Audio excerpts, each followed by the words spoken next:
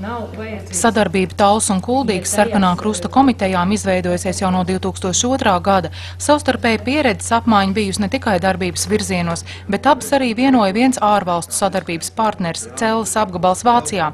Iestājoties grūtākiem ekonomiskajiem apstākļiem, kad arī komitejām ir grūtāk ar finanšu līdzekļiem, bet vajadzība pēc palīdzības tikai pieaug, pieņemts lēmums abām komitejām apvienot spēkus, veidojot Kurzemes Sarkanā krusta komiteju. Mēs jau esam tomēr valsts palīgi, kas varam pildīt valsts funkcijas.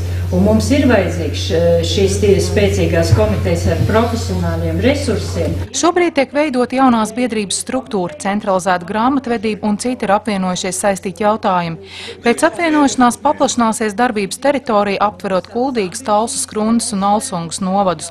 Plānots, ka šādi būs vieglāk piesaistīt arī dažādu fondu līdzekļus, piedaloties projektu konkursos. Līdz šim bija tā, ka visas grāmatvedības finanses dokumenti gāja caur Rīgas komiteju, un manuprāt, šis ir tāds optimāls variants, kad mēs paši varam būt patstāvīgi un arī tās lietas visas operatīvi finansiālajā ziņā varētu būt.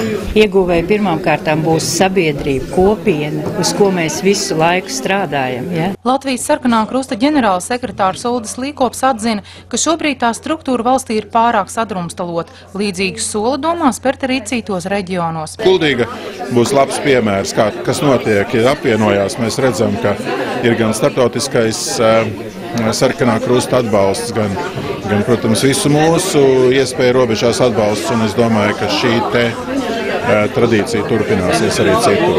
Jaunā Kurzemes komiteja turpinās darboties jau aizsāktajos virzienos – sociālā un veselības aprūpe, zupas virtuves apmācība, humānā palīdzība. Vairāk tiks izvērsts darbs ar jauniešiem. Ieva Benefelda, Lāns Perševics, Skrundas televīzija.